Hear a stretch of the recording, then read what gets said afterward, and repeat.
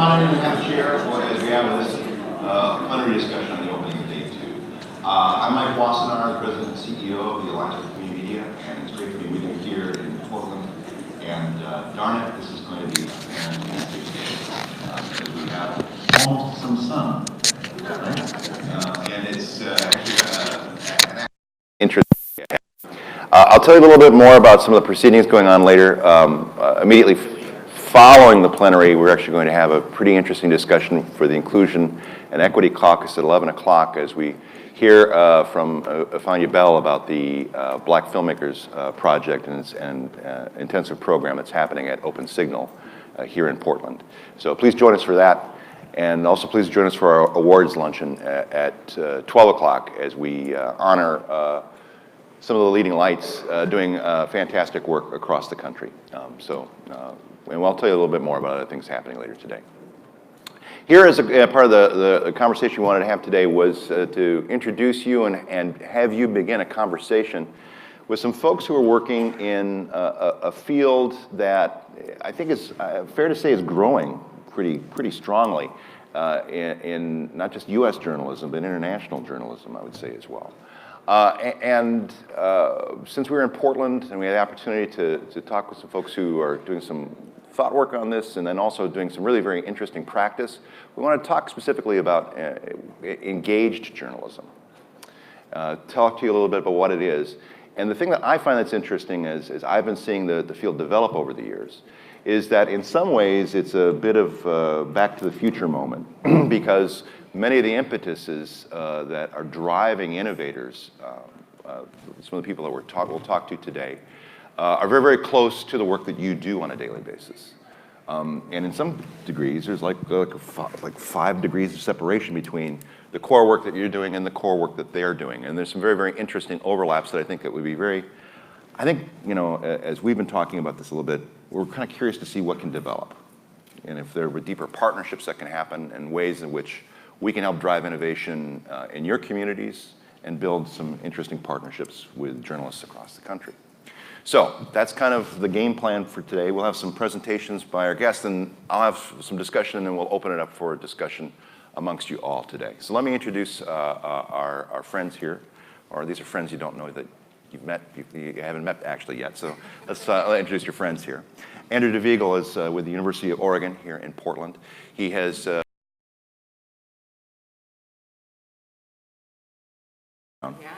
get the wave down. He's been working, is an award-winning journalist and has been looking at the emerging field of a bit about that through his work at the Agora Center at the University of Oregon. Andrea Faye Hart is one of the rock stars with City Bureau. I don't know, that's not necessarily your title, I think. Care Bear. You're the Care Bear at City Bureau. I think that tells you a little bit about the gestalt of City Bureau, which is a Chicago-based nonprofit that really is devoted to engaging, empowering, and changing the role that journalism plays in the life of local democracy. And she'll talk a little bit about her work and the work of the collective group within City Bureau. And then it's not fair to call you an old friend because you're not as old as me. But you are an old friend. Jesse Hardman joins us from the Listening Post Collective, which is a project of Internews. And Jesse's been doing work in community journalism, I think, pretty much your entire career. And it's kind of funny to actually call this sort of emerging work, but I think one of the things that's interesting about Jesse's practice is that he cares about the voices of people in community. And it's been driving that work that he's done in various places that he's been. He's now currently in Los Angeles. I met him 20 plus years ago at the newsroom at KFAI in Minneapolis, St. Paul. And so he blames me for things at times. Anyway, so they're here to get us kicked off. Let me turn things over to you, Andrew. Can you kind of get us started off? Tell us a little bit about what you think engaged journalism looks like. Well, thanks for ooh, that thing is hot. All right, that's a good pickup. Yeah, there you go. Thanks for that prompt, Mike. And an introduction. Of course, a pleasure to be here. Thank you all for being up early and joining us in this conversation. As indicated in the slide, I'm the I'm the Associate Director of the Agora Journalism Center at the University of Oregon School of Journalism and Communication. I should also make note that I'm also on the board of Open Signal, Portland's community media as well. So I appreciate being joined with some of our colleagues and friends at Open Signal. Also, I want to point out that I'm honored to be sitting here among Andrea and Jesse, whose work I often allude to and actually use. So some of the frameworks that the Listening Post uses, I actually use and introduce within my class. I also want to point out the bit.ly link up on the screen. There's a few things I want to point to, and I'll blaze through it during my quick introduction. But some of the work that's being referenced can be found at that link. So might want to capture that. But I also want to hopefully just blaze through this because I want that conversation to happen, because as much as the title is called What We Can Learn from Engaged Journalism, I think there's so much we can learn as journalism institutions to learn from community media. So hopefully we keep that conversation going. And since this morning's topic is on engaged journalism, it's worth emphasizing that engagement as the term means different things to different people, right? So it's often more transactional when people talk about engagement work, especially in the journalism circle. We like to focus on more relational engagement rather than transactional engagement. We'll get into a little bit that in a few slides. And as Mike alluded to, you know, the term engaged journalism is very reminiscent of other terms that we've heard in the past, right? Civic journalism, participatory journalism, and even now there's like even more emerging terms coming out, like that alludes to reciprocity or even dialogue journalism, or even the term co-created was something that somebody had posted from the European Journalism Center most recently. So the terms mean different things, obviously, and rather than focusing and getting hung up too much on the labels of these kinds of new forms of journalism, I'd love to kind of dig in a little bit more on the definitions, right, and maybe even some of the activities. So Joy Mayer, who runs Trusting News, as well as the community manager for a platform that we developed called Gather, she talks about an invitation to the public to participate and be more involved in that process. Jeff Jarvis from the City University of New York, which also runs a social journalism program at the university, defines journalism as a civic role that convenes people to find common ground, right? And to also in this idea of facts and understanding. And finally, a third definition that I often kind of point to is one by Lindsay Green Barber, who's a media impact strategist and a consultant. And she really focuses on creating collaborative spaces, right, in all aspects of the journalistic process. Again, all of this term is probably something like, oh, that's what we do at community media. This is from a framework of journalism and journalism institutions. So those are just three definitions that I find reminiscent, or at least defining, of what we're talking about in engaged journalism. But when we're thinking about the actual pathways for engagement, I'm going to use two charts. One, first off, from Meg Pickard, who was the former head of digital engagement at The Guardian. And she launched with this chart in 2011 that describes two areas of opportunities for the public to be more involved. It was before we launch a story and after we launch a story, right? So it's, you know, how can users, readers get more involved before publication, and how could the staff and journalists continue to be involved after following up on the publication? And then around the same time, because, you know, genius always happens in multiple places at the same time, Jennifer Brandel from Harkin also came out with this illustration to think about how do we define a much more public-powered story cycle, which involves the public throughout the publishing cycle, whether it's pitching a story, assigning the story, reporting, and publishing the story itself. So in this last illustration, it really talks about how there's much more of a co-creation or a collaboration of the public and journalists, right? In a previous slide, it would probably reduce that pink line even further. So, and then just because I love charts, I also created one that really talked about the continuum of engagement. I spoke earlier about the distinction between transactional and relational engagement, and this is how I see it, is this idea that transactional is really the ideas for learning and also the following and endorsing. Those are all transactional forms of engagement that a lot of news organizations love to do, right? They like want to look at metrics of how many followers or how many retweets. Those are all very transactional. What I'm excited about is what are relational? How do we build relationships with the public and the newsroom? And that's where the top chart really focuses on participation, collaboration, and also supporting those who are leading these initiatives to fill the media ecosystem in the local community, right? So these are all, just different forms that's happening right now in our journalistic space.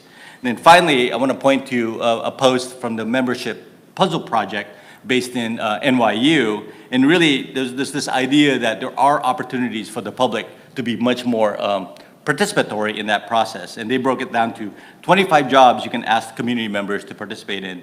And they break down those 25 by 6 types, right?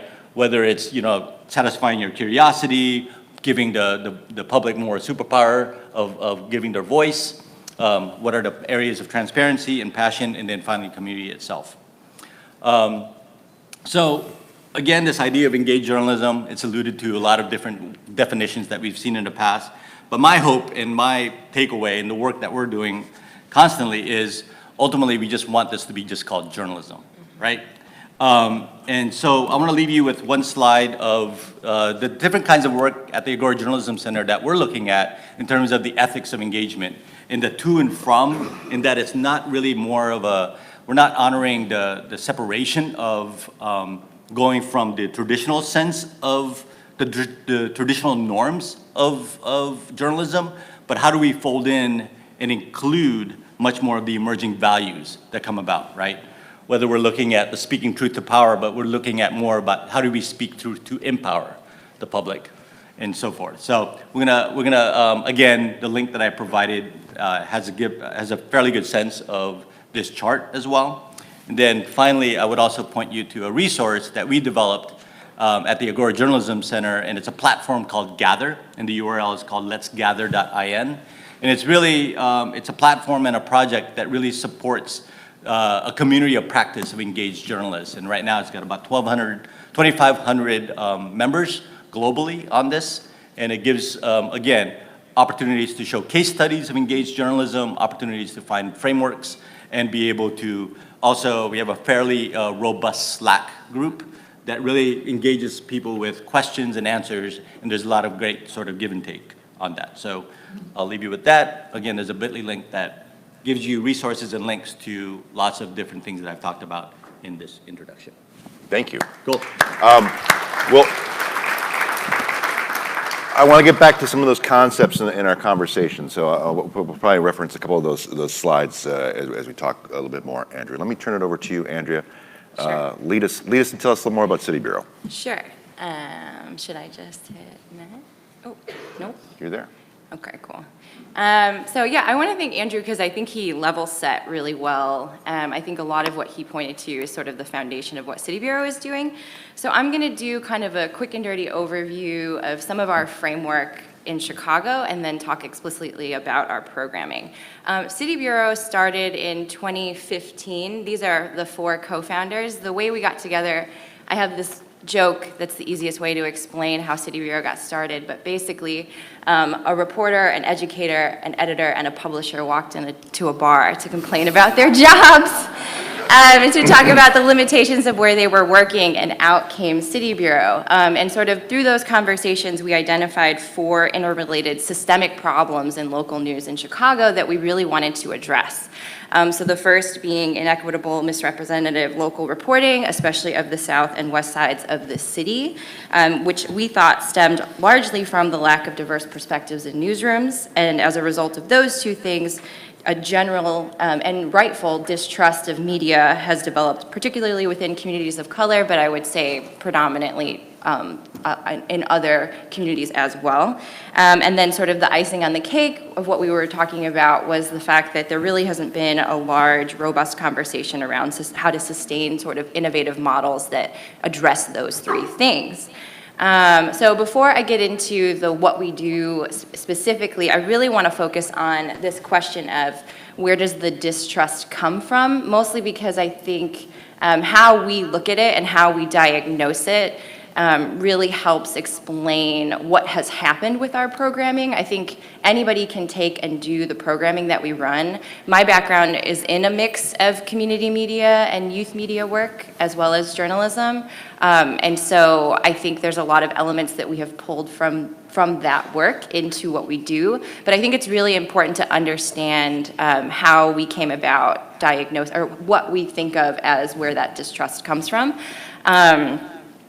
And if you're interested further in getting further into the weeds of our framework, I have a bit.ly up there that's for our community engagement guidelines that we just rolled out a few weeks ago, which sort of unpacks a lot of our approach. But I'm going to focus on the distrust stuff for a second.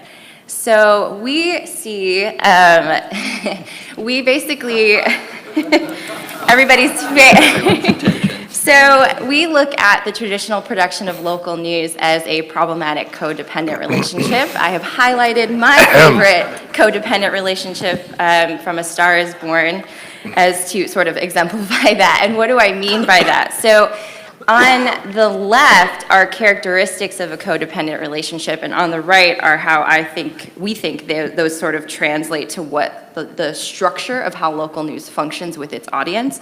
So on the left, you have an exaggerated sense of responsibility for the actions of others. On the right, we feel like that translates into some of the high barriers of becoming a journalist, sort of this professionalization and high barriers and how costly it is to become a journalist. A tendency to do more than their share all of the time. We feel like traditional journalism has concentrated power into the hands of reporters and also concentrated access to information that should be more equitably distributed. And then finally, a tendency to become hurt when people don't recognize their efforts. That feels like a one-to-one. That feels pretty, like that also translates in how journalists feel about their work. But also we think that translates into people being too worried about clicks and that transactional form of journalism that Andrew was talking about instead of building relationships. The second thing that we think sort of has caused this distrust is we're really unapologetic about talking about the history of news production being violent and extractive, particularly when it comes to reporting on people that do not look like me. And this picture is a picture of Laquan McDonald. The Laquan McDonald case, as some of you may know, is the case of a young black boy being murdered by a Chicago police officer in 2014. And I don't want to focus actually on the trial and those things. I want to go back to October 2014 when the incident happened. The way that it got reported initially was that the police union would always release press releases about police-involved shootings. And typically in Chicago, what would happen when that happened was the journalists didn't question it. They would just run verbatim what happened with the press release. And to me, that's a systemic violence. It's similar to like some of the crime reporting we see. It's similar to like when journalists kind of descend upon an area when a shooting happens. But that's like it's another side of a more systemic violence that we think happens in local news reporting. And I'm gonna I'm starting with talking about that because I wanna actually get into how we do what we do. So what does this look like in practice? So we run 3 programs. The first program that we started in 2015, when we were starting to hear buzz about police misconduct data coming out and also this larger conversation about how the Laquan McDonald case was going to get covered, once it started to become clear that the police narrative that was being pushed out was false, we started a fellowship where we train and pay people to cover community stories for 10 weeks. It's a newsroom that looks like Chicago. It's a mix of people who have no journalism experience, and then there's sort of these team leaders that train up a team to report on issues in the city. So our first year and a half, we actually focused on crime, or community safety reporting, but we never told a crime story. So particularly when thinking about the Laquan McDonald story, what we did was have one of our fellows produce a story to analyze every time there was a police-involved shooting, how often did local media just report literally what the police union said? It resulted in the police union chief getting stepping down. And it was a real hard look at sort of what was happening locally. Like it was basically, we were being the watchdog of our peers.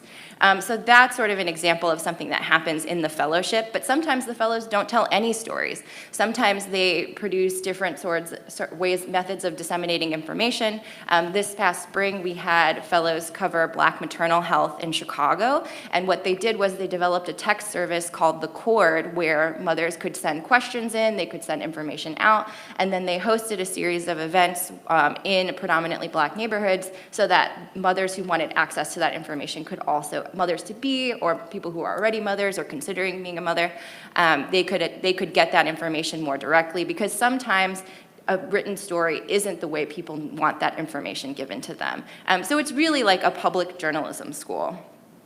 The next thing we started about a year after the fellowship was the Public Newsroom. It's our weekly workshop series where every Thursday we host a speaker, and it's never a lecture, it's always a workshop where we discuss, debate, and deconstruct some of the most pressing local issues. But for us, we see it as a brave space where journalists are accountable to their audience. So an example of work that we do in the Public Newsroom, I'll give an example of what we're doing this August. So we had an election in February.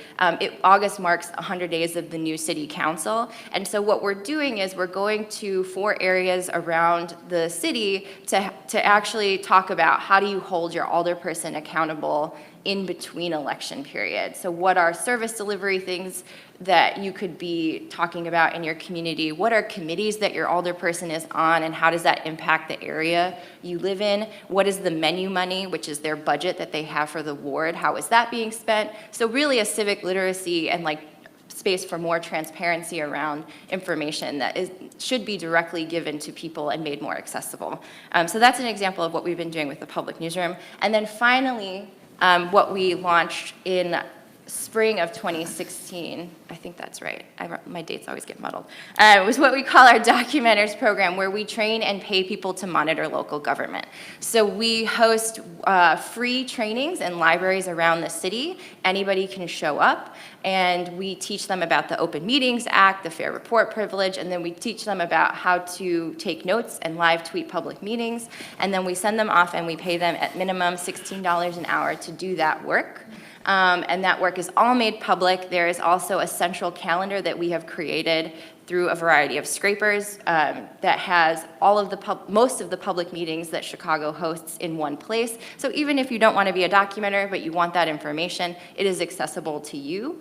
So all of this together, I mean, the priority for us has always been making a newsroom that looks like Chicago, but then also centering community, making the power that journalists have more accessible, that power shared, so that we're not just engaging, but we're equipping residents and citizens to feel ready to take action or to do whatever they want to do to hold their local government accountable.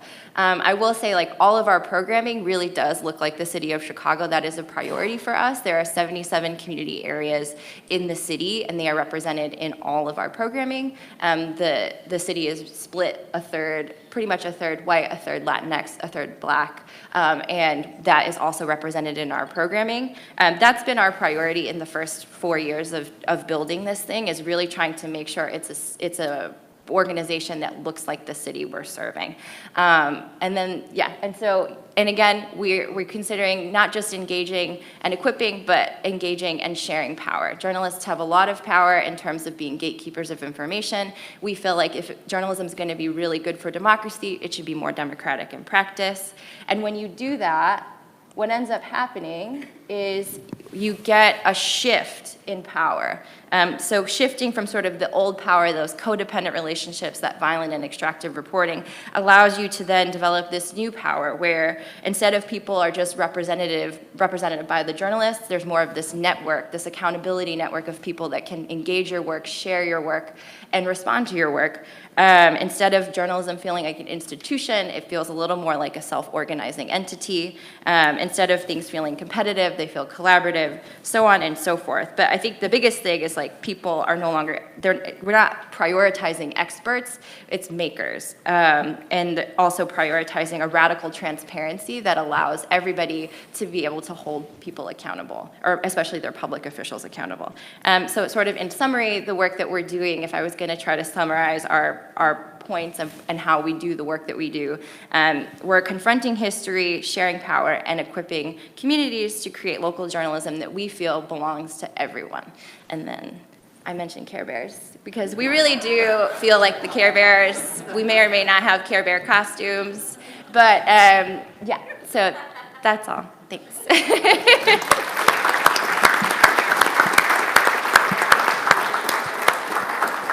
I can see now why the AV guy was asking about the audio. It's like looking at your video clips. We're going to hear A Star Is Born? Yeah, yeah. We have at least one Lady Gaga fan in the room, I think. Anyway, and thank you for also sort of describing my life in community media by talking about that codependent relationship thing. It was kind of frightening as I was looking at that. It's like, oh my God, I got to look at the man in the mirror. Okay, yeah. That's another way to describe us. We're like journalism therapists. Yeah, exactly. I do not have any Care Bears. Sadly. Yeah. So let's turn to Jesse Hardman and tell us a little bit more about Listening Post Collective. Sure. I wanted to start with kind of how I got interested in this. As a reporter, I remember doing a public radio story in Chicago, on the south side of Chicago, and realizing as I was doing it, I kind of had this moment of realizing I was being extractive, that I was doing a story about a community that probably would never hear the story that I was doing. And so I was thinking through, what do you do with that? And I went back to the community that I was documenting, and I played the radio story and got feedback. And it was a really good experience for me on a number of levels, as a reporter, but also as a community member. And it kind of put me on this path. How do I make sure that people can access the reporting I'm doing as a journalist? And how do I also make sure that I can learn from them about some of the things that they'd like to see covered that aren't getting covered? And so that kind of led me to being interested in, how do you make journalism more accessible and more representational, especially of communities that are less likely to access mainstream media. And so the Listening Post Collective is a community media initiative, and basically we're trying to listen to communities first. And so by doing that, you're starting to understand what their information needs are, what are the best ways to reach them with journalism and information, and different ways of doing that.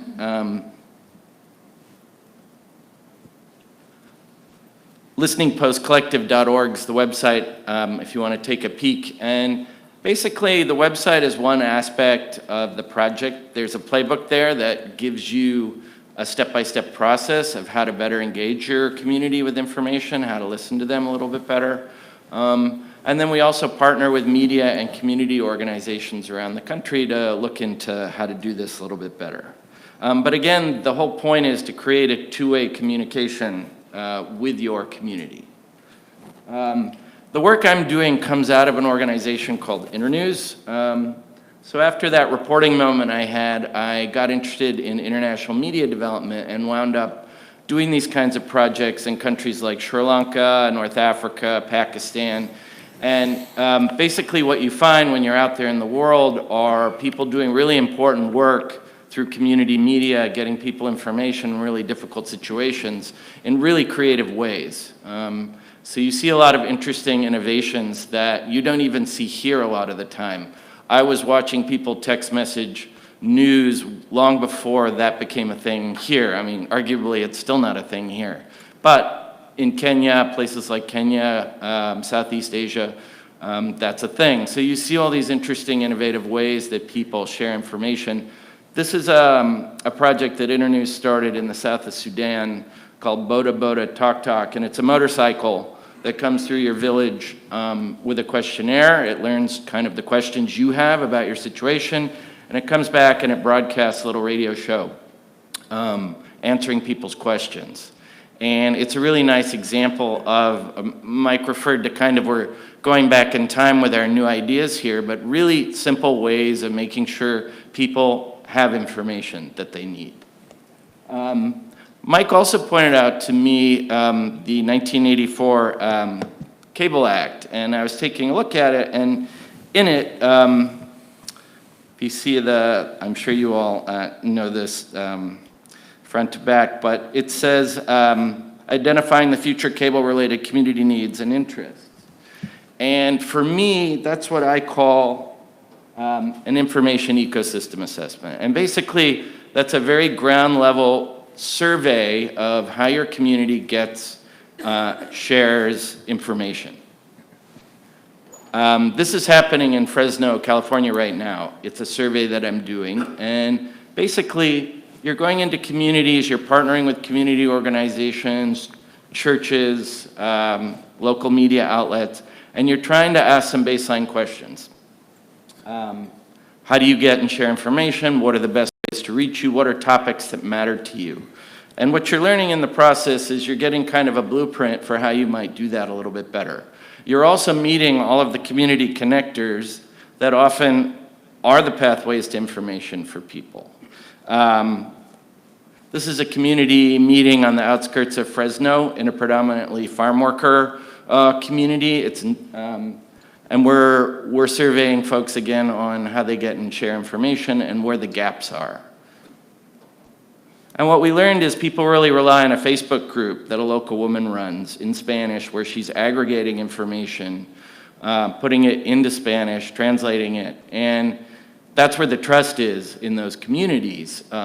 People watch Univision. It's the main Spanish language way to get news, but Univision doesn't do a whole lot of local news, doesn't answer people's questions. So they're watching it, but they're not necessarily getting their information needs met.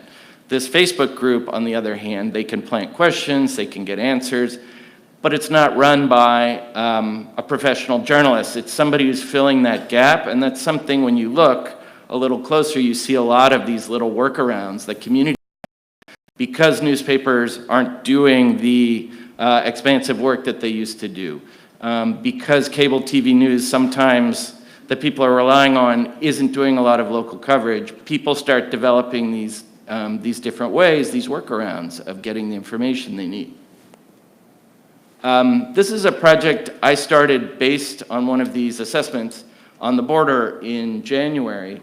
And basically you had a few thousand people migrating from Central America to the border who are a captive audience in shelters. So I did a survey on what's the best way to answer their questions now that they're at the border.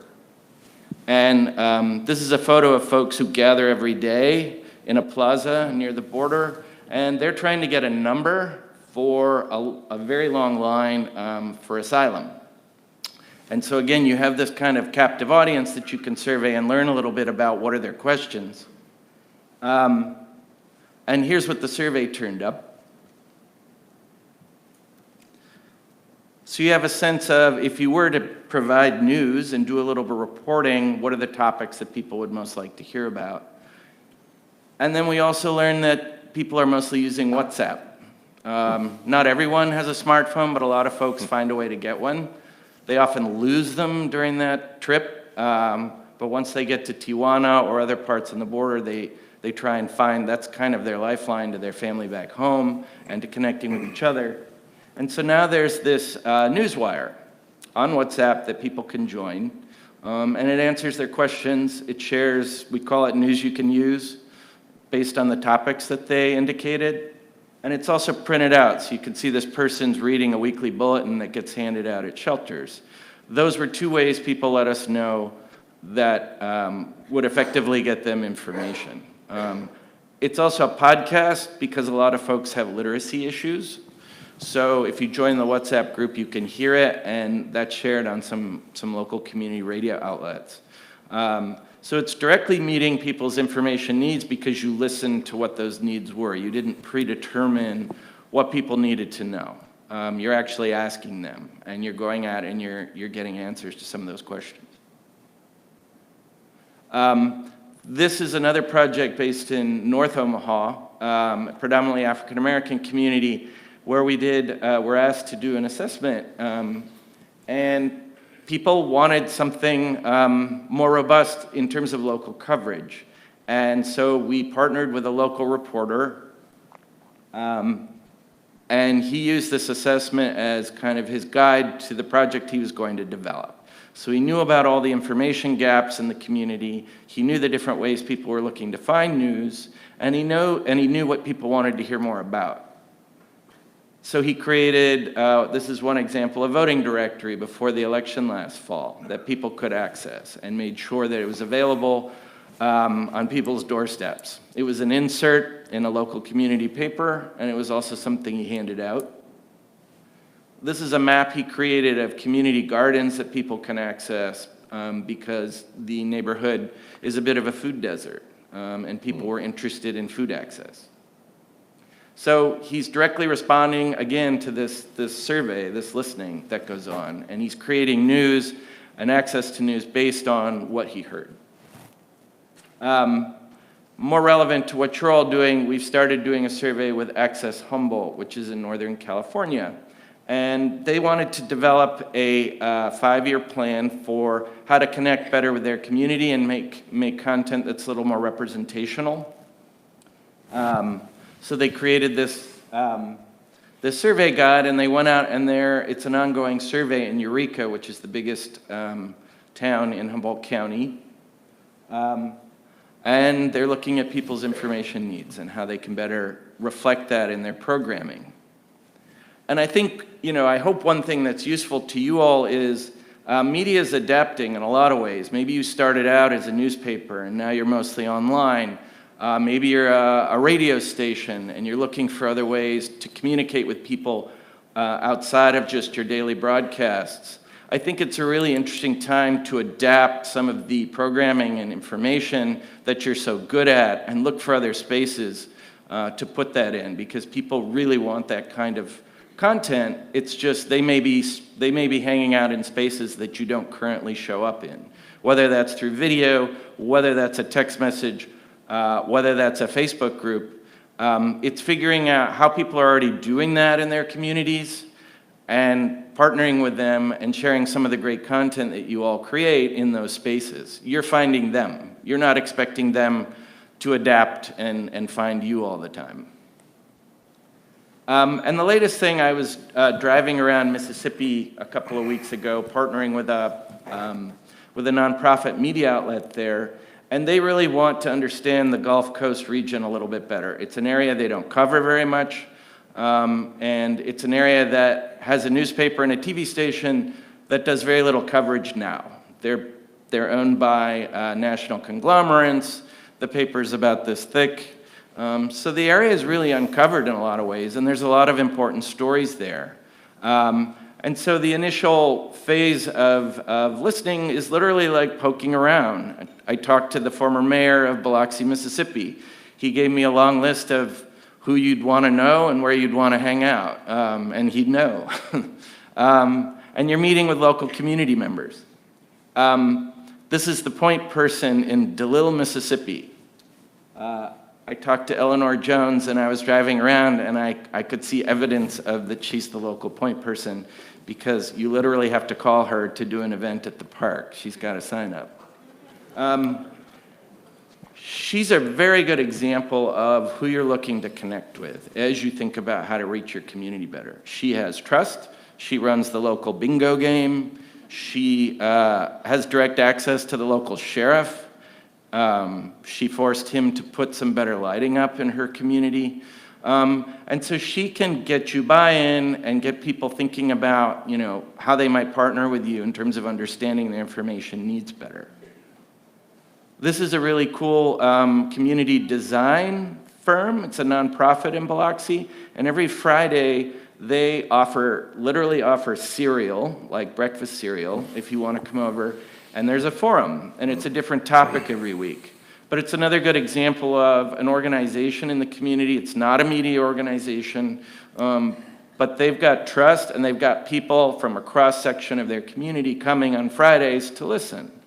So it's another good example of a partner that's already creating kind of a sense of community that you could partner with and learn a little bit about. And they invited the media outlet I was partnering with to come and literally give a talk about what is journalism. And I thought that was really interesting. People, we have a moment here where it's kind of a good time to remind folks what journalism does, why it's important, how it's an important civic tool. That's what Andrea's doing, that's what Andrew's doing. It's kind of reminding community members, why this is so important. So this is me and how to get in touch with me. And again, we partner with community media outlets. So if a survey is something that interests you, doing an ecosystem assessment of your community, that's something you can either learn how to do from our playbook, or you can call us up and talk about how to partner on something like that. But it's the first step in really kind of adapting and understanding what your community needs to know and how best to reach them. Thanks. So, my neurons are firing as I'm listening to you guys. And I've got like a ton of questions, but I also want to kind of open up to the room here to be able to hear people's reflections in terms of what you're doing and how it relates to the experiences that they have. One of the things that kind of struck me when you're talking about transactions, Andrew, is that most of our media is that way, generally. And I won't speak for every one of our member organizations that works with the public, but there is a brand of our work that is transactional. We'll give you a camera, you color within the the coloring lines. You express yourself in our forum, and we won't judge anything you say. It's a free speech forum, and we won't get close to you necessarily. And in some cases, we don't want to get close to you. You may be really reprehensible, right? But you have rights, Right. and you should be part of the civic populace. So I'm kind of curious about this question of the things that you guys are talking about is about embracing the community, to have it be a part of you, and for you to be thoroughly a part of it, as opposed to being at arm's length. Right? In one way, shape, or form. Sure. Is it, how hard is it for people to take that first step to do that work? I mean, you guys are all doing it. You like doing it. Maybe, I don't know, something that's in, I like doing my work, but for some people, it's hard to take that first step. And I think the knee-jerk reaction especially for many journalists is that the whole, the A word, right? The advocacy word, right? And when you look at where we've been, and if we continue to hold a line on that, look at what the media ecosystem looks like now. So it's not really serving us. So, this idea of being fearful, or at least not embracing the public and be more collaborative in this and create collaborative spaces, I think it's not mutually exclusive too, right? It's not either or. I think the role of investigative journalism, for example, is mission critical for supporting a healthy information ecosystem. So I see a future of a newsroom that does both. A really deep community engagement, as well as a set of reporters who do also deep investigative work. But news doesn't happen just in newsrooms. Mm-hmm. I mean, that's the thing I get from the things that you're describing, Andrea. Is like journalism is a thing people do, mm-hmm. as opposed to a thing that journalists produce, mm-hmm. right? Yeah, I mean, I think that's why, I liked what Jesse was talking about, because we talk a lot as well about, information ecosystems, and that's a very different framework than talking about journalism. Because I think when people hear the word journalism, mostly they don't know what it means. And then the other side of it is they think of a story or a video, whereas if you start talking about information, then you open up the possibility of what does it look like to engage communities. And instead of reinventing platforms, you understand there are information systems that already exist in communities that you could be participating in, if you are allowed to, as a way to bring them into the fold. And I feel like that shift is one way that maybe could make it easier for people to try and take a step into this kind of work. I think also for us, letting go of the idea that objectivity exists. There's this great essay short by Lewis Wallace, who's an amazing, was a public radio reporter and producer, called "Objectivity is Dead and I'm Okay with It." Lewis had written it right after the Trump election. Lewis is trans and was basically talking about like the history of objectivity and its false and the falsities around it, and then was like promptly fired after writing that post from where he was working. But I think like that also like sitting with those things is another way to maybe start thinking about like how have you been prioritizing certain perspectives to open up the reality that like, okay, so I haven't been objective, and what does that mean? I think those are questions to kind of sit with before doing anything, Right. to maybe sort of do an internal evaluation of like, where do I fall on these things? Because like, we can do stuff all day. I think people are quick to want to go and try a new thing and invent something new, but you could still be rooted in the same sort of problematic lenses. It's like as if when you go to the doctor usually should tell you like why you're sick, not just like here's how to cure it, right? Right, because maybe. if they just tell you how to cure it and not why you got sick, you're probably going to get sick again because you might do it all. So I think Right. taking that kind of approach is like not just, it's like a harm reductive approach, and in addition to kind of evaluating what steps can you actually take. Right, and that actually probably means that the types of media that's being created change. Yeah. Right? And they reflect getting at those root causes, or getting how people can better their lives. And being comfortable with slowness, like that's not, those are things that like are going to take time to do. I think that we like have a tendency to act urgently when there's really no need. And so I think being okay with it being a slow process. Interesting. How do you build trust, Jesse? I mean, you don't want to be parachuting into a place. That's the very thing that motivated you to sort of build a different practice. Well, that's why you partner with communities. You're not showing up with a solution. And again, that's something I learned when I went and did international development work is, the bulk of international development work is a failure because it's people showing up with a solution. It's big, multi-million-dollar, organizations coming with a solution, and nobody stops to ask people first what they need, right? I'll give you an example. In this project on the border, everyone and their grandmother is reporting on these migrants, but there's a gap and no one's reporting for them, and that's an audience. They are a valid audience who have information needs. The thing they want to know every day, and this is my WhatsApp newswire, they want to know what the asylum number is. That's their big question. We give them that number, and then they stick around for other things as journalists that we think would be useful for them to know, or answering questions that they had. But we listen. That's what they want to know every day. So I'm going to make the effort to share that number because I know when you're in that situation, you have some really simple needs. That's keeping a lot of people going. I started this project in New Orleans.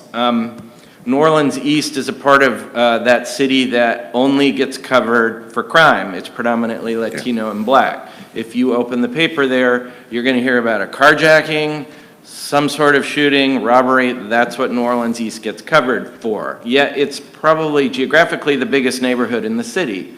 And it has, lots of different things going on. And so if you're not going to make that effort, holistic effort to represent a community for all the complications that it has, good and bad, and represent it in a way, why would people buy your newspaper or watch your TV channel? You're not giving them a sense that you actually know them or that you're interested in building trust. And so I think that preliminary step again of meeting with lots of different people in the community, hearing what people's information needs are, and reflecting that in your reporting, showing them, hey, you said you were interested in understanding affordable housing. Here's a story about that. Making sure they see it, going back to the community and making sure maybe there's a forum around that video that you made or that story that you wrote, but that you're there, you're present. And again, that's back to the future. That's source building. That's having a beat. That's like being present. That's kind of part of the civic aspect of being a reporter that stopped happening in the last decade or so. I had friends at the Times-Picayune that never left the office because there was a mandate to publish 3 stories a day online. So you just were on the phone all day. And you're not out in the community. You're in the newsroom by default. So you're not developing, nobody knows who you are. They're not used to seeing you. They don't see you at meetings. They don't, that's what I love about the Documenters Project is that you're present, you're physically there. People see you, you're taking notes, and it shows, physically shows the community that you're interested in that kind of trust. So I want to, and thank you for that hard segue, Jesse. I want to talk about documenters because as somebody who works with local government all the time across the country, I think it's sort of a fascinating way to be able to be building information for community use. So talk a little bit more about just how that process works. You're training people to show up to meetings to take detailed, accurate notes for community use, right? Well, for community use and also because journalists could never make all of the public meetings that were happening in the city. And so we've found that journalists are using that information, it's publicly made available, it's edited. So the process of a documenter is becoming a documenter. We host these library trainings once a month. You show up. It's a lot of community building because the people in the room, the age range of documenters is huge. It's 16 to 80. And so what ends up happening when you have that dynamic in the room is you have a commuter student for one of the local universities, and then you have an elder from the South Side who knows everything about her alderperson and the history of that neighborhood. And you have them sitting together basically working to talk about what's happening in Chicago politics, and then also sort of the younger person teaching this elder how to tweet. So that's really important because that's part of what happens in this process is this community building. The network itself to me is the biggest asset. But so they get trained and then they get sent out and they're sent out 2 at a time to these meetings.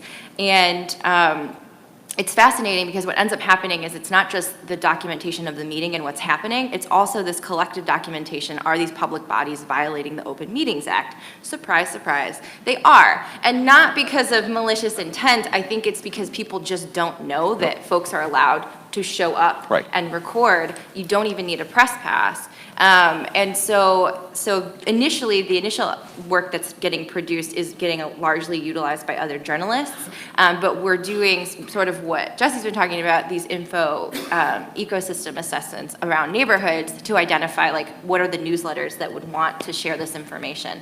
The documenters themselves end up being these sort of significant stakeholders in the neighborhoods that they live in, and so they end up sharing it. There was a documenter who went to this specific Chicago Public Schools meeting. There's a decision that's being made about a school in the South Loop. People couldn't make that meeting, but he shared those notes in a Facebook group, and then that got reshared. And then what ended up happening was people were like, "Wait, I can do this too." And then they came to the training that we hosted at the library. So it becomes this really beautiful. We've done very little promotion of that program, and we've trained.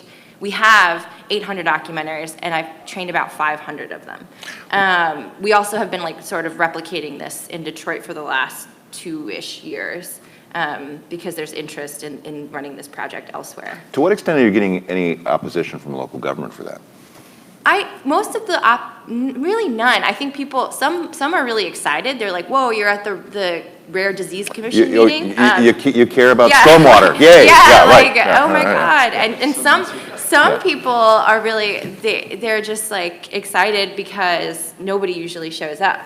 I feel has been mostly the reaction. The folks that usually are stopping our documenters from recording or doing things are usually security people who may not know this right. And so for the most part, it's been pretty welcoming. It hasn't been oppositional at all. Interesting. Yeah. Well, let me kind of turn things over to the room here, and I'm gonna, just so everyone can hear, I'm gonna go out and do the Donahue here, right? So people can hear on the mic. And let me try first with Brian Scott from Berkeley. Brian, go ahead. Thank you, Mike. Yeah. Really, really great to hear all of your stories. The question I had, we about 3 years ago, we started a thing called MediaFile through a group called Share It Mobile. And it was a local, we called it crowdsourced journalism. We were trying to get people to go out into the community, write articles, take pictures, take video. It would allow people to upload video. And then it would also be able to be pushed to Facebook and Twitter things like that. So we really tried hard. We made a video. We put out all the information that we could, but we didn't really have a lot of money. And from what I'm hearing from you, and I'd be interested to hear what your suggestion would be about that, what we should have done is we should have kind of back-ended it first and started having meetings and educating people about what it was. Because what ended up happening is we had about 10 people who just dominated. It became their public, their platform. Because everybody is so used to Facebook and Twitter and all of the other modes of information that they weren't using it. And we finally had to discontinue it. And it goes to the question of what was the seed that started this? In other words, how did you, for lack of a better word, how did you fund this thing? In other words, how did you get people to be able to train these people? How did you get funding to start these projects?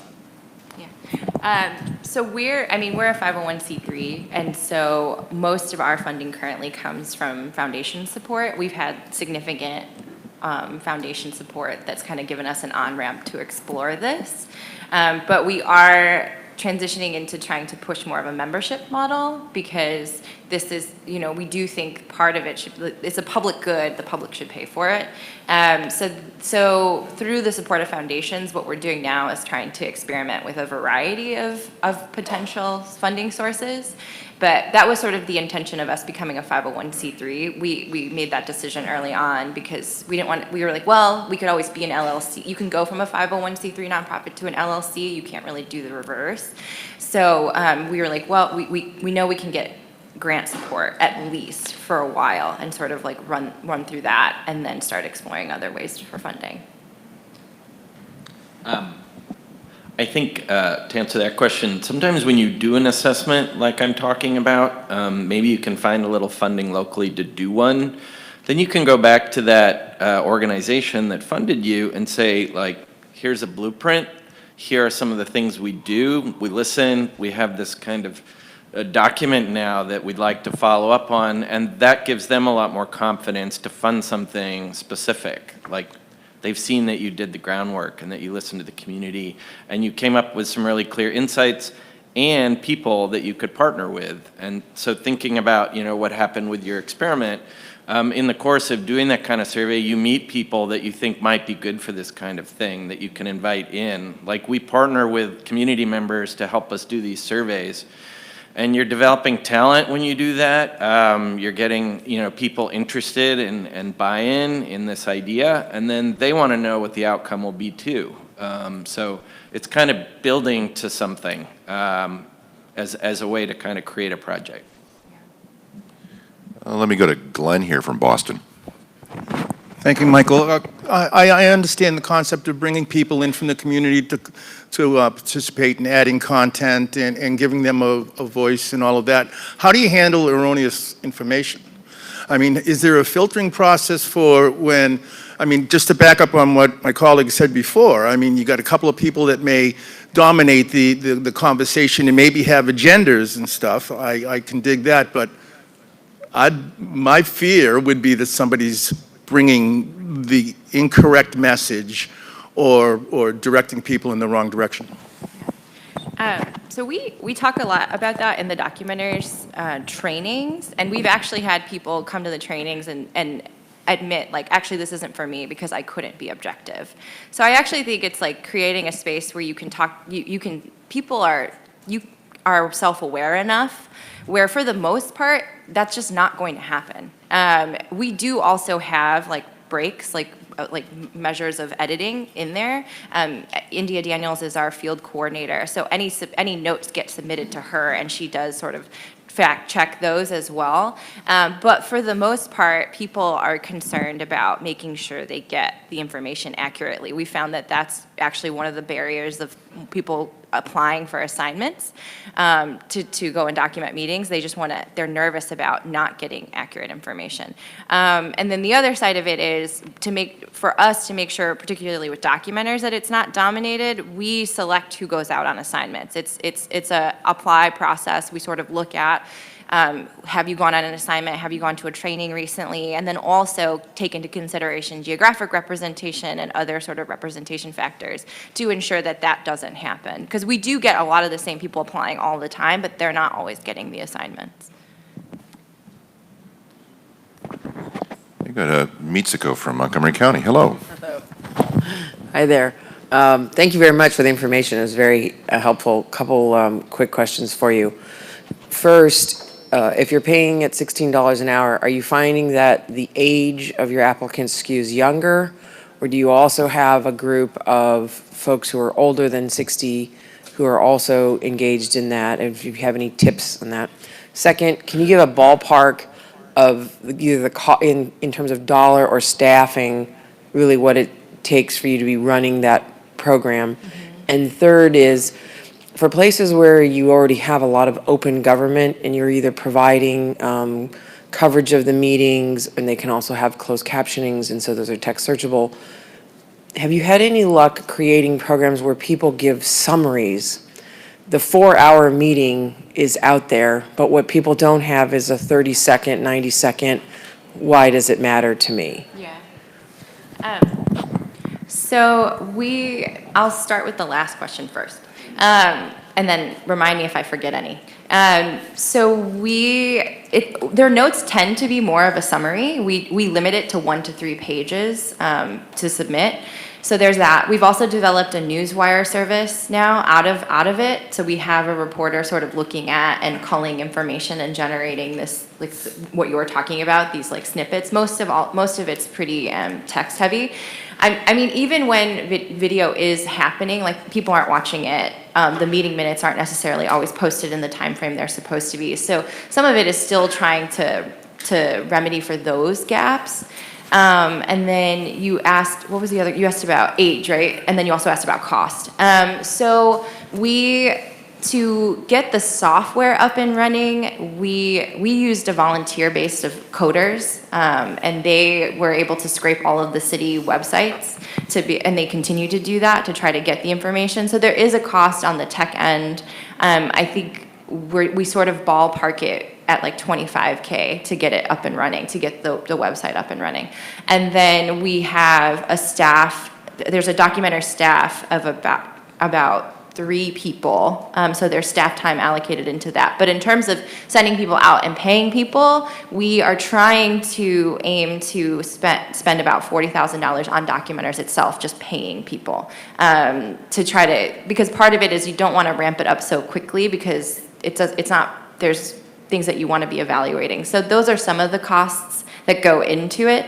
But really, I mean, in Detroit, it's a much slower paced process. It's also, we're not owning it in Detroit. We're actually transitioning it so that Detroiters can own it. There's a collective of organizations that we work with there.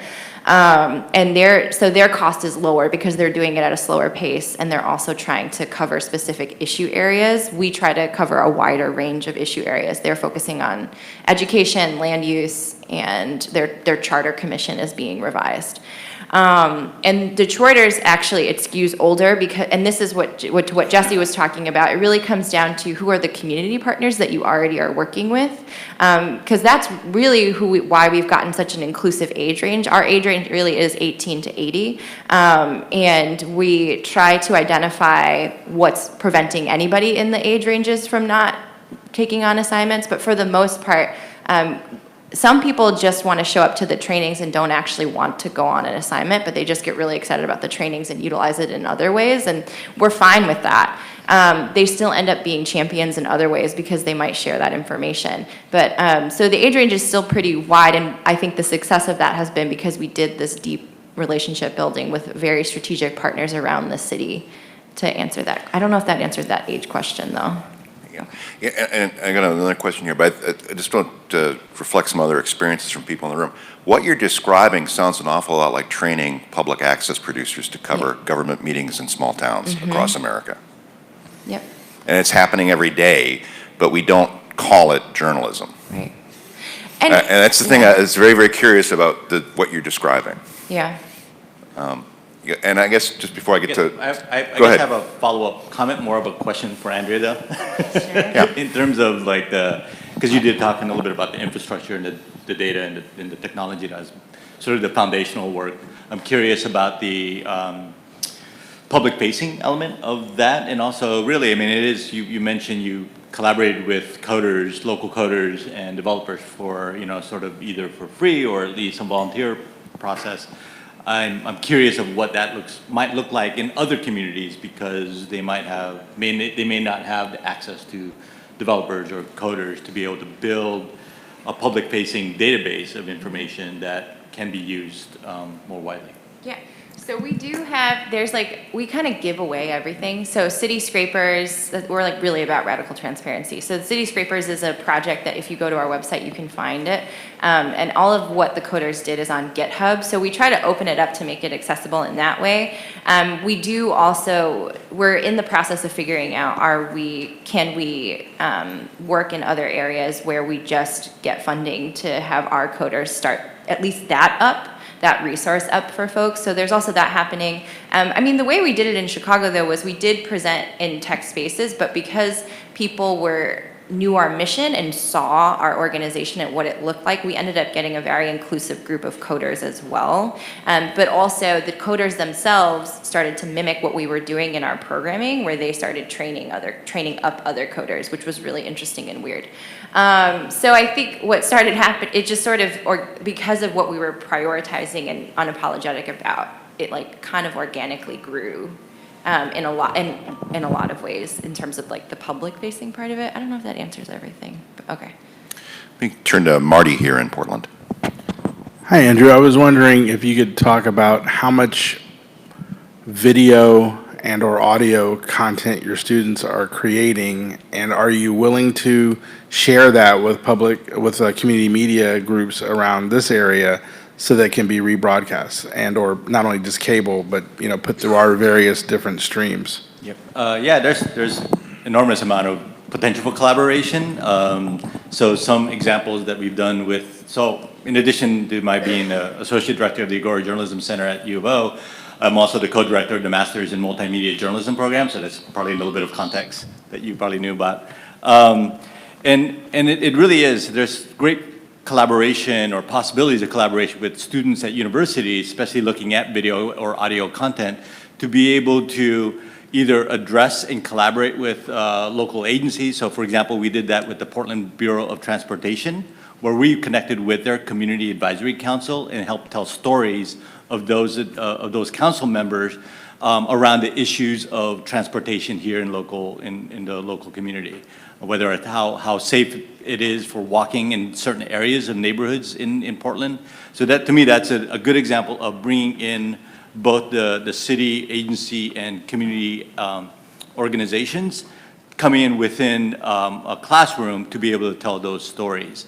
In terms of distribution of content, I mean, obviously there's ways to collaborate with local community media to also share in the knowledge of that. So an example of what we did, I think 2 years ago within the classroom was we had a 10-week course where, sure, there were master students who were taking courses around how do you produce video content, but we also brought in community members to be able to share in that knowledge, but also community members became the experts of the stories of their community. So there's an exchange of information both in the technical end and also the storytelling end. And what we ended up producing at the end of that term were a series of videos that arguably still runs today, right? So there's ways to distribute that. I don't know if that answered your question, but. Like you're on the board of Open Signal, is any of that content making it onto their channel? Not at this moment. But going back to multimedia, video, and audio, yeah, absolutely. It's possible. Absolutely. I would also echo what Jesse said earlier, that the power of podcasting, I think, is something that's underserved and underutilized at the moment, and something that we definitely emphasize in our program. Okay, I'm going to try to make sure I don't get too much feedback by the speaker here. So Alan, if you want to come around. Okay, Alan from Philadelphia, go ahead. Hi. So I'm a content provider, PEG channel. We're educational. And And you're in the city of Philadelphia? I'm in the city of Philadelphia, Community College of Philadelphia. So listening to all this, of course, we all are part of the choir, right? The content is important, and I can understand how the information side of the programming or journalism that you're doing is getting to the people who need the information. My question always is, for our situation, is who's watching? How do you get people who might be interested in the content to actually look at it? Now, I'm asking from a television perspective and, of course, all of the social media that goes with it. But we haven't cracked that. And not only that, we can't figure it out because we can't get any feedback from our cable provider.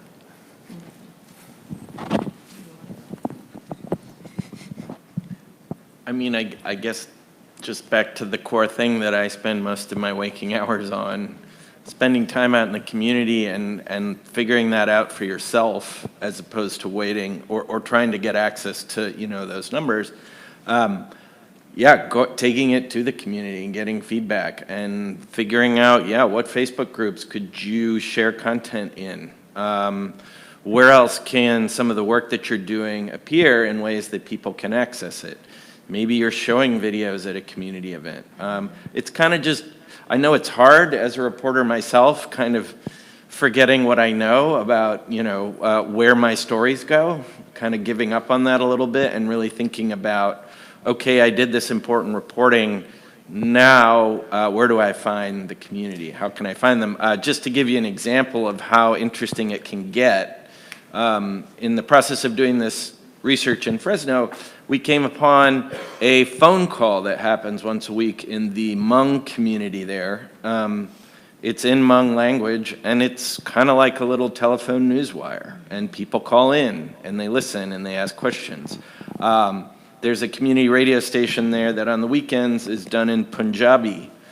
And there's a lot of Punjabi truck drivers, and they want to listen, but sometimes they're out on the road, so they created a phone line you can call into and listen to the content when you're out of range from the live streaming. So I know it sounds like a lot of work, but I think, even if you identify one or two spaces that you weren't currently, showing up in and trying those things, you'll learn a lot. I mean, the thing you're saying about the phone line is pretty. I mean, it's 19th century technology, right? I work on a project in LA with some local youth who run a newspaper and a radio show, and they literally every few months get up in front of the entire community and tell them the stories they're working on in Spanish.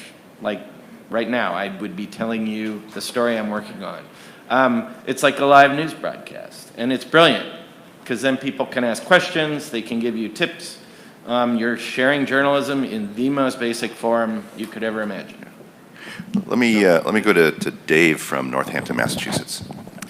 A lot of times how we engage with our community is through other nonprofit organizations and groups in our communities. Do you find that's an equitable way to find out through assessments what your community is looking for, or can that kind of narrow the scope of what you're finding out from your community? Yeah, I think it's part of the solution. Also meeting with community leaders who are, in the community every day, talking to people, fills out, gives you some anecdotal stuff that maybe collecting, the more simple data and questions don't.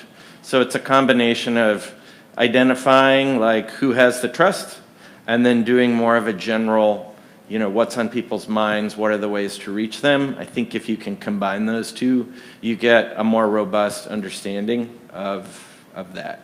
Yeah. It's a lot like, it's basically like taking a political organizer's standpoint mentality of like creating a daisy chain. It takes time. So I feel like it's good to start with those nonprofits, but then it's like, okay, who do they know within them? And it's sort of not siloing off like who you're getting information from. Like in Chicago, we're doing this on a neighborhood level because, as you guys may know, it's one of the most segregated cities in the country. And so, Chatham on the south side versus Humboldt Park on the west side, where information is shared, they just look very different. So we don't make any sort of assumption about who those groups are going to be. We have sort of general buckets of like who we're trying to reach, but then we sort of keep it open and try to tailor it specifically to even on a neighborhood level. I mean, what you're sounding about, what you're describing, I think is a sort of question of like, can you systematically map out how power works in your community and where institutions reside on that map, and then it's not just sort of waiting for the next person to show up to ask you to do something, but working with a little bit more intentionality, right? Mm-hmm. And I think you also have to think about age increasingly, making sure that you're both talking to younger groups as well as kind of, older news consumers, because the ways in which they're accessing things are super different, as you know. So it's important to kind of think about age gaps. We go to a question from Dee Dee from New York.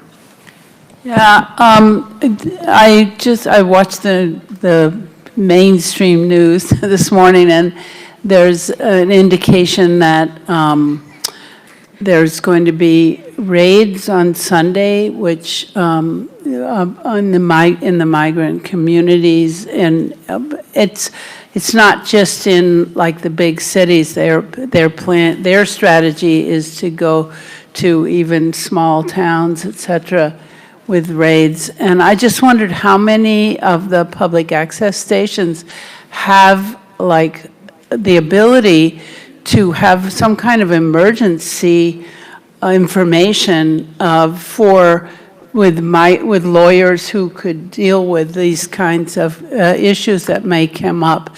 Is there a show of hands of how many people actually have like access to that kind of information and could do a kind of emergency thing, say on Saturday or tomorrow, to answer what are going to obviously be major questions that immigrants have? Saw some hands up there. Yeah. Okay. And then I see a question back here for the panel, and then I got another question here, and we got about 10 minutes left. And I'd ask, I know you're not really a Lady Gaga fan, I'd ask our AV guy, can you go back to Andrew's presentation to the slide about transactions that you had? I can't remember which slide number that was, but I want to get back to that for a specific question a little bit. It was basically the one with the grids, so I don't know if we can get back to that. And let me get a couple more questions here before we wrap up. Mike from Brooklyn Park, Minnesota. All right, well, thank you for your great presentation and all the work that you're doing. I arrived a few minutes late, so I don't know if any of you really got into the numbers in terms of your budgets and fundraising and all that. Like in Andrea, I see you have like different levels of support, bronze membership, silver, that type of thing. Can you, if I missed it, can you just quickly go over any budget numbers and fundraising that you do? Mm-hmm. Yep. So we're $1 million organization annually now, and like probably 70% of that comes from foundation support currently, and then we have membership, and then we also our fellows produce, when they do produce stories, they usually publish locally or nationally, and the money that gets for that, it goes back into the organization, and then we sort of do a variety of consulting projects around diversity in newsrooms and engagement and things like that. So that's sort of the spread currently. We're really interested in exploring like growing membership, but then also what does it look like to do some social enterprise, so like owning a building and having a coffee shop in it that then pays back into the nonprofit, because we've seen that really work well in arts organizations and arts nonprofit funding, and it's good to see that the journalism industry has been so humbled that it's now looking outside of itself, like arts funding. So that's stuff that we're exploring currently. Okay, I've got a couple more questions here too. Go ahead. I was just going to say, we're also a nonprofit, and our funding, there's national funding that helps us if you want to call us and work on something, get some advice, so kind of a consulting. But there's also a way to look for local grants, which I think are increasingly, an important way to do some of this work. So if, let's say you're in Louisville, Kentucky, we'd work with you to find a local organization there that would like to grant us to help you and you to carry on that work. So there's a way to partner through us on those sorts of things as well. And that's often a better way to sustainability because you're developing a local relationship you can go back to. And there might be certain types of organizations that are just want to do that kind of assessment as well that go beyond a philanthropic foundation, right? I mean, you see planning agencies that are interested in that type of work. Neighborhood organizations would be interested in that work. Housing organizations would be interested in that kind of work. Environmental organizations, social justice organizations. I think that's a really important point. You're not it, just looking for somebody who cares about journalism. Right. You're looking for somebody who cares about civic health. Correct. So, I mean, there might be earned income opportunities that go beyond just a grant that we're talking about here, or ways to sort of deepen those types of partnerships. And I think that's sort of another way to sort of think about this type of work as you're going forward. Let's go to Gresham in Philly. Hi. Again, thank you for all this work. I'm definitely inspired by everything that you do. One thing that I've been observing over the past year or so is that public media, public broadcasting is really adopting a lot of this language, and they're kind of perplexed by the whole thing. And they'll come to us and they'll be like, "But how do you engage with the community?" And I'm like, "Well, please, this is an invitation. Look to us. Look to Access Centers. We've been doing this for 30 years, and I'm really excited to report that WHYY has just called and come in and met with us, and they want to kind of figure out how we can work together. So I guess maybe your thoughts on how to engage with local public broadcasting, and then just also seeing if any of my other colleagues here across the country are sort of seeing those similar relationships, because play to our strengths, because I want to make sure that we don't get cut out of this. Like, we've been doing this forever, and I just don't want to see the public broadcasting stations get the funding when we've been doing this work on the ground for years. Yeah, that's, it does feel like, I'm also a public radio reporter, but it does feel like public broadcasters realized the word public was in the name recently. They woke up. Yeah. I love the idea of partnerships because you do some things better than them, so I would really push for, partnering, not handing over everything you've learned. Clearly, that's, you've really worked hard for that. So figuring out maybe how to go after grants or partner together or share content, that sort of thing. And maybe what you get out of it is some name recognition on their air, but yeah, definitely figure out, that there's some equal value and you're not just, as you said, kind of, telling them what they need to know and them walking out the door. And I would also emphasize the opportunities to identify collaborative spaces, like define that collaboration. What are the strengths each party can contribute to? OPB, for example, is a pretty fantastic public broadcast here in town, but their reach isn't necessarily as deep-rooted as what OpenSignal can do, right? So those kinds of balancing out what each strengths are and find opportunities for collaboration to fulfill those needs, I think is going to be a good step. Yeah. I also think doing some sort of what we've been doing is these test cases where we've partnered with you and then being incredibly radically transparent about how that process has gone, so that there is a clear it's out there in the ether that this is what we have done, this is what we continue to do, so that you own that narrative. And then there's other ways of doing that too. We produce a lot of here's our best practices, to just kind of make a lot of noise about the work that we're doing, so that it's very clear where people are getting that from. Because I do think it sucks when people come and then they're just like, can I pick your brain? And then they do it wrong too, on top of it. It's just very frustrating. And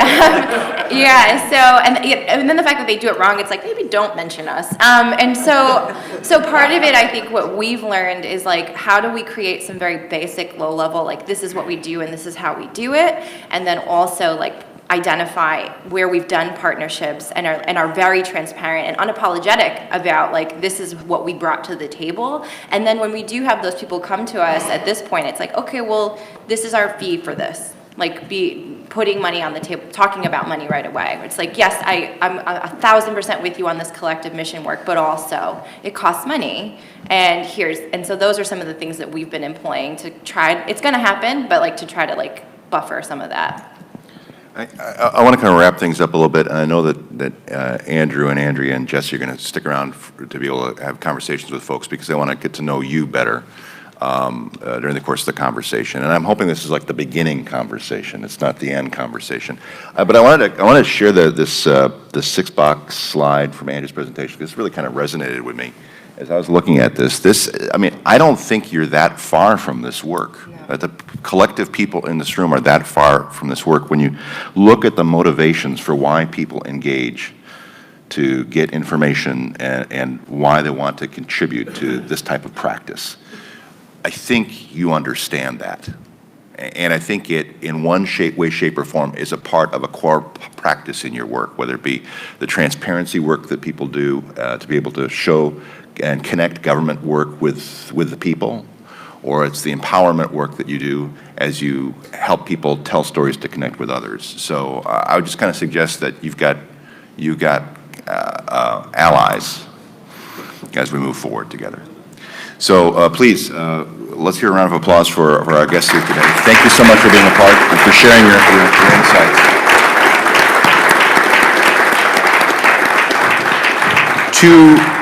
A couple quick announcements. Tony Shawcross has been recording this. We'll make this available for folks. You can also find it on acm.open.media, as well as other events that are happening in the course of the 3 days. It's available for viewing, I hope in perpetuity, Tony, but we need to talk about that, I suppose. Anyway, so please, if you want more information about that, I'm happy to share that with you. We're going to go to break. We'll have the Inclusion Caucus meeting and presentation at 11 o'clock, I believe. What did you say, Marty? Wrap party? Yeah. And then for those of you who are sticking around on Friday afternoon following the closing, we're going to have a wrap party. So please join us for kind of a fun, laid-back afternoon. We'll have our DJ from last night, DJ Ambush, joining us again over at Wyden Kennedy, which is just an advertising and image firm that's right here in downtown Portland. It will go from 4 to 6 p.m. on Friday afternoon. We've got maps if you want to join us there, and please, Andrew, if you're in town, if you've got some availability, we'd love to have you kind of hang out and schmooze with us.